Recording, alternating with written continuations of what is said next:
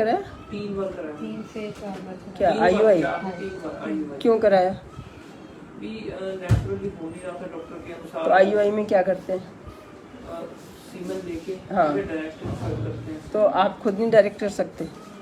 Madam जब नहीं हो रहा था आप घुमा के थोड़ी करते हो, आप डायरेक्ट करते हो। जब IUI करते हैं तो उसको पहले से मशीन में उसको कंसंट्रेट किया जाता है। किसी का बहुत ही कम लेवल हो तो बात होती है कि उसके अपने बहुत ही कम है। मैडम जो मैं सिर्फ IUI तब कराना है जब आपका बहुत ही कम लेवल हो या किसी और का सीमन देना है। सीमन बैंक से सीमन लेके कराना है। आजकल तो ऐसा हो गया बेटे, आप बैठे रहो, सब कुछ हम ही करेंगे, इंटरकोर्स की भी ज़रूरत नहीं। सीमन दे जाओ, हम ही डाल देंगे, एग हम ही बनाएंगे, रप्चर हम ही कराएंगे, फिर उसको पिक करेंगे, फिर सीमन से मिलाएंगे, फिर अंदर डालेंगे। उसके बाद भी आपके 10% चांस हैं। कल एक दिन रोके गई है, मैंने करा लिया फिर भी नहीं होगा, सोचे पता नहीं IVF कराते ही हो जाएगी प्रेगनेंसी। IVF करा के 10% चांस हैं। अगर IVF ज़िंदगी में तब कराओ जब आपके पास 10 बार कराने के पैसे इकट्ठे हो जाए। आपकी एज हो गई भी 38 हो गई या सारा कोई ट्यूब ब्लॉक है, हमने IVF कराना है, तो भी ये नहीं है कि एक बार, क्योंकि अगर साइकिल ना बहुत ही हिलती है, कभी हमने आर्टिफिशियल साइकिल पे चले गए, फिर छोड़ दिया, फिर नेचुरल आते टाइम लग जाता है इतने, फिर कोई और ट्रीटमेंट ले लिया, फिर आर्टिफिशियल हो तो लगातार 6 महीने आर्टिफिशियल ही चले जब तक प्रेगनेंसी नहीं होती।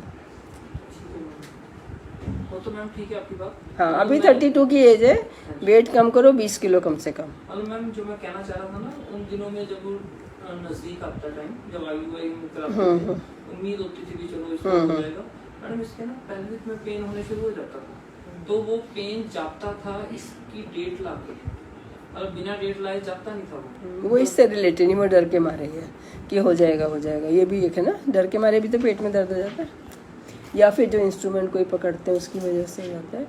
IUI की कभी ज़रूरत नहीं पड़ती अनटिल अनलेस कुछ ऐसी प्रॉब्लम है कि आप खुद नहीं कर सकते या हमें दूसरे का सीमन देना। मेनली तो वो दूसरे के सीमन के लिए, डोनर सीमन के लिए।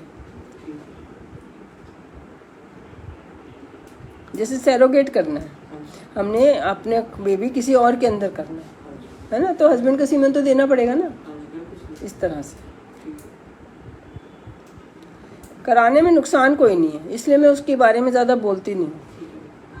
लेकिन एग बनने की दवाई देना उस सब का नुकसान है, उससे तो साइकिल अपनी ख़राब ही हो जाती है। एग रेगुलर करने की दवाई देना, फिर तो अपनी जो आनी थी ना टाइम के साथ वो आती नहीं है, हमने आर्टिफिशियल क्रिएट कर दी, फिर छोड़ देंगे, फिर इरेगुलर रहेगी, इतने थक जाएंगे, फिर दोबारा कुछ और करा लेंगे, फिर आयुर्वेदी ले लेंगे। हर चीज़ के साथ मेंटल स्ट्रेस तो चलता ही जा रहा है। इसकी कितनी प्यारी शक्ल है, शीशे में शक्ल देखा करो, अगर शक्ल सुंदर है, लड़कियों जैसी है, तो एग भी बनता है। वही